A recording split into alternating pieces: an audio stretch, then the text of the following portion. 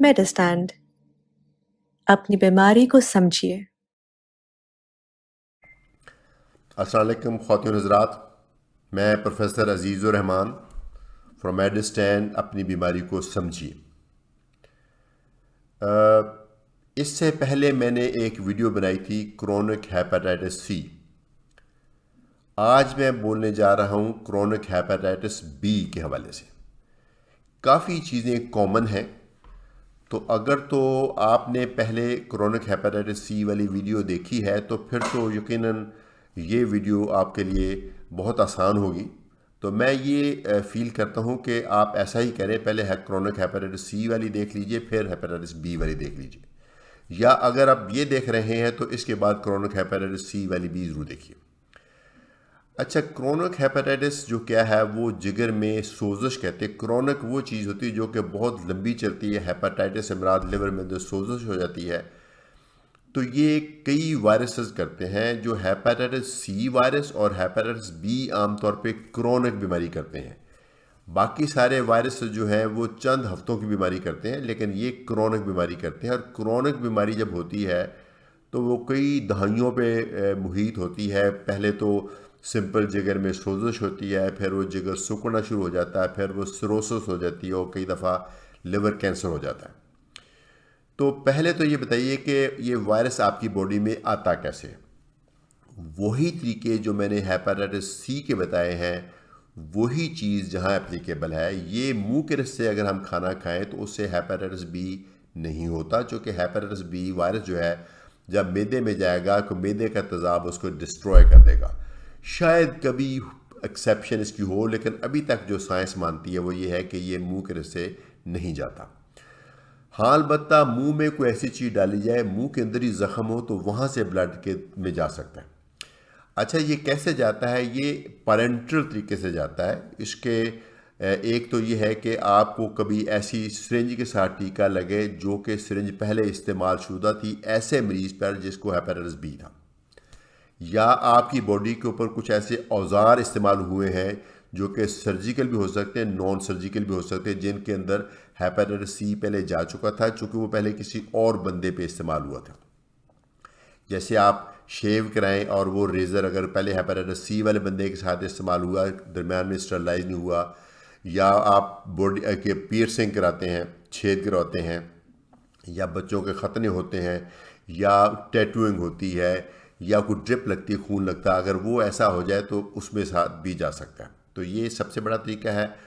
जो एक और है, जो लोग ये एडिक्ट्स होते हैं, दवाइयाँ इस्तेमाल करते हैं, वो चूँकि सिरिंज आमतौर पे रीयूज़ करते हैं, और एक ये देखा गया है कि जो एडिक्ट्स का ग्रुप होता है वो आमतौर पे सिरिंजेस शेयर भी कर लेते हैं। उनमें भी हेपेटाइटिस सी बी को बहुत कॉमन है, सी भी बहुत कॉमन है।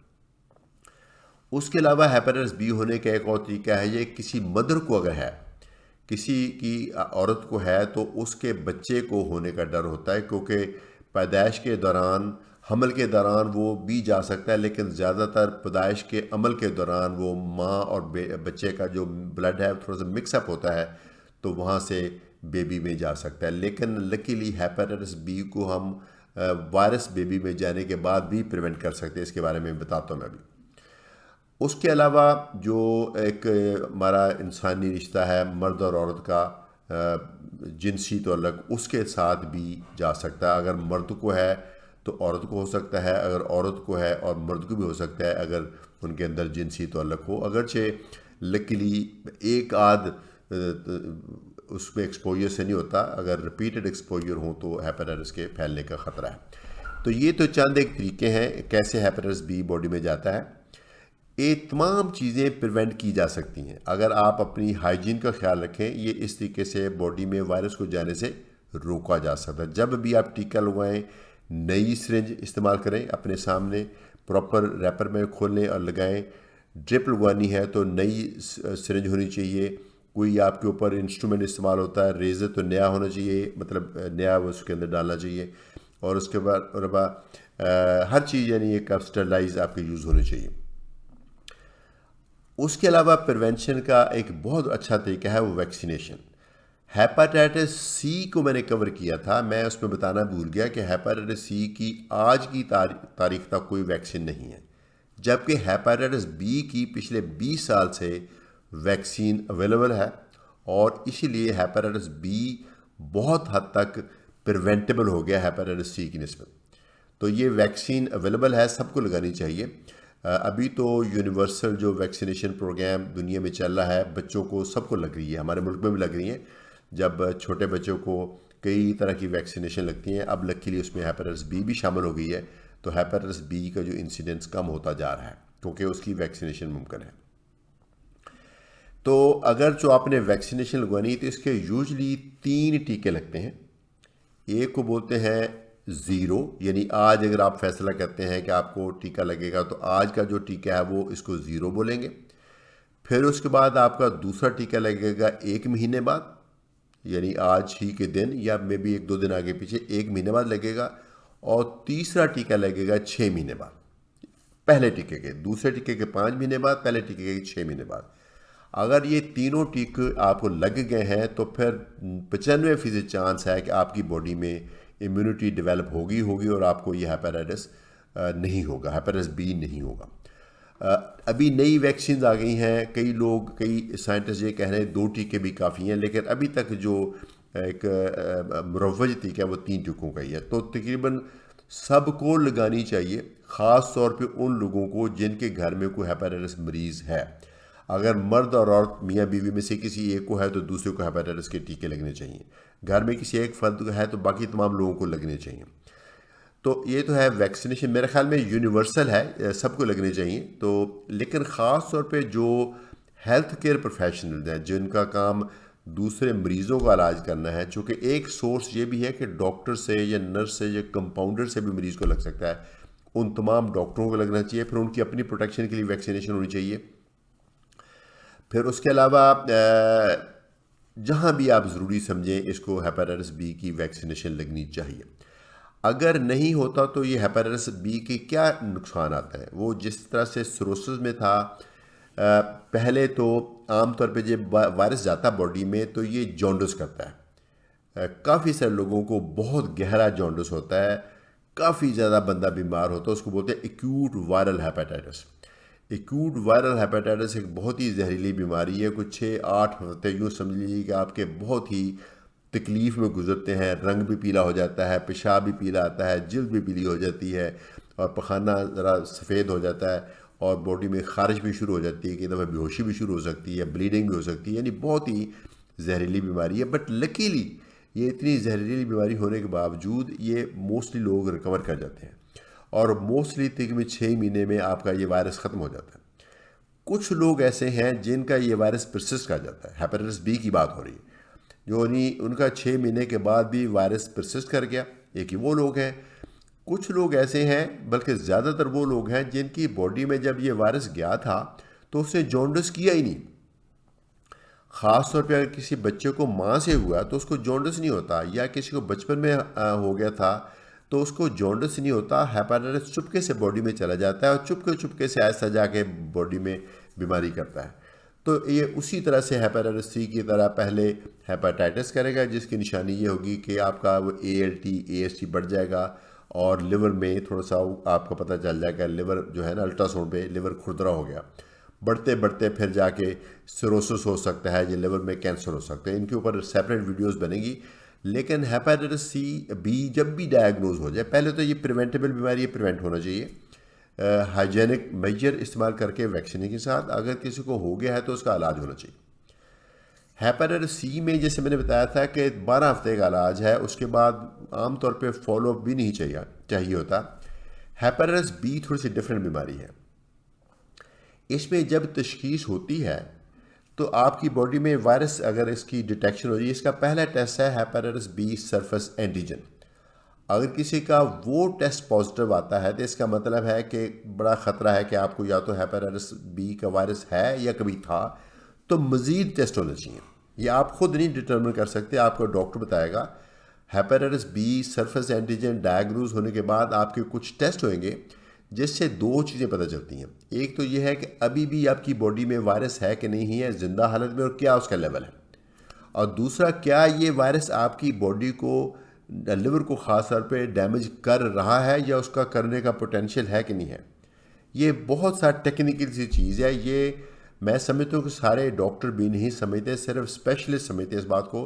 तो किसी स्पेशलिस्ट फिजिशियन को या लिवर के डॉक्टर को मिले आप, अगर आपका सरफेस एंटीजन पॉजिटिव आता है तो वो बताएगा कि आपको ट्रीटमेंट की ज़रूरत है कि नहीं। इसकी ट्रीटमेंट भी हेपेटाइटिस सी की तरह है तो बहुत सिंपल, यूजली एक गोली ही खानी पड़ती है। लेकिन जो आजकल रिकमेंड हम कर रहे हैं वो ये कर रहे हैं कि एक गोली आमतौर पे शुरू करते हैं और वो मोर और लेस ज़िंदगी भर ही खानी पड़ती है। टेस्ट बताएंगे, अगर आप 6 महीने साल बाद टेस्ट कराएंगे तो टेस्ट बताएंगे कि वायरस अब नहीं है बॉडी में और आपके जिगर में सोजिश नहीं है। लेकिन इसके बावजूद हमें ये लगता है कि ये वायरस चूँकि मुकम्मल तौर पे ख़त्म नहीं होता तो ज़िंदगी में दोबारा ये रिलैप्स कर सकता है। हेपेटाइटिस सी आमतौर पे नहीं करता, लेकिन ये दोबारा रिलैप्स कर सकता है। ख़ास तौर पे कभी आपकी बॉडी की इम्यूनिटी कम हो या ख़ास तौर पे कई तरह की अद्वियात हैं जो आपको देनी पड़ सकती हैं जो किसी और वजह से, तो उसमें आपकी इम्यूनिटी कम हो तो हेपेटाइटिस बी अंदर से जाग सकता है। और तीसरी बात यह कि हेपेटाइटिस बी जो अंदर बॉडी में सुलगता भी हो तो लिवर कैंसर कर सकता है। इसलिए हेपेटाइटिस बी का इलाज आम तौर पे पहले हम ये डिसाइड करते हैं कि ज़रूरत है कि नहीं है। अगर आपकी बॉडी में वायरस ज़िंदा हालत में नहीं और टेस्ट ये बता रहे हैं कि आपके लिवर में डैमेज नहीं हो रहा तो फिर शायद आपको दवाई नहीं दी जाएगी, आपको फॉलोअप किया जाएगा। 6 महीने बाद, साल बाद आपके टेस्ट होंगे। लेकिन अगर आपका डॉक्टर ये डिसाइड करता है कि आपको हेपेटाइटिस बी की ट्रीटमेंट की ज़रूरत है तो वो एक लॉन्ग टर्म ट्रीटमेंट होती है, यूजुअली लाइफ लॉन्ग होती है। आप बज़ाहिर ठीक हो जाएंगे, टेस्ट भी सही हो जाएंगे, लेकिन ट्रीटमेंट आम तौर पे लाइफ लॉन्ग कंटिन्यू करनी होती है ताकि ये वायरस ज़िंदा ना हो, ताकि दोबारा से डैमेज ना हो। ये तो है आज की तारीख की बात। अल्लाह करे हेपेटाइटिस सी की तरह हेपेटाइटिस बी में भी कोई ऐसी दवाई निकल आए जिससे हम इसको ख़त्म कर पाएँ। अभी अनकरीब 4-5 साल में ऐसी बीमारी, ऐसी दवाई नहीं आने वाली, चूँकि जब दवाई डेवलप होती है हम डॉक्टर को बहुत पहले से उसके बारे में पता होता है कि ये चीज़ हो रही है, ये रिसर्च हो रही है। अभी तो ऐसी कोई दवाई नहीं है। तो अल्लाह ना करे अगर आपको हेपेटाइटिस बी डायग्नोज हो गया है तो आप अपनी ट्रीटमेंट करवाइए। और अगर आपको ये मशवरा दिया गया है कि ये दवाई अपनी उम्र भर खानी है तो प्लीज़ खाइए। दवाई बहुत महंगी नहीं है, साइड इफ़ेक्ट बहुत कम है, लेकिन मुश्किल खाते रहने से ही फ़ायदा है। क्या फ़ायदा है? आपका जिगर बचा रहेगा, आगे डैमेज नहीं होगा, आगे डैमेज नहीं होगा, सिरोसिस नहीं होगा, कैंसर नहीं होगा। दूसरा फ़ायदा यह है कि जो भी आपका क्लोज कॉन्टैक्ट्स हैं, आपकी बीवी बच्चे हैं, वो आपसे बचे रहेंगे, उनको हेपेटाइटिस बी नहीं होगा। तो ये फ़ायदा है, इसलिए इसका ट्रीटमेंट करवाइए। मुझे उम्मीद है इंशाल्लाह आपको हेपेटाइटिस सी की तरह हेपेटाइटिस बी की जो वीडियो ये भी पसंद आई होगी। तरीका दोनों का एक ही तरह का, बॉडी में जाने का, डैमेज एक तरह का है। हेपेटाइटिस सी का एक 12 हफ्ते का इलाज होता है, हेपेटाइटिस बी का लाइफ लॉन्ग इलाज होता है। हेपेटाइटिस सी की वैक्सीन नहीं, हेपेटाइटिस बी की वैक्सीन है। और हेपेटाइटिस बी आमतौर पे जॉन्डिस करता है शुरू में कई दफ़ा, लेकिन हेपेटाइटिस सी ऐसा नहीं करते। ये कुछ डिफरेंसेस हैं, लेकिन दोनों सूरतों में आप अपने डॉक्टर से ज़रूर मिलिए ताकि आपका लिवर बचा रहे। इजाज़त चाहूँगा। प्रोफेसर अज़ीज़ुर्रहमान, मेडिस्टैंड। अपनी बीमारी को समझिए। आप अपनी बीमारी को समझेंगे तो ही अपना इलाज सही कर पाएंगे। शुक्रिया।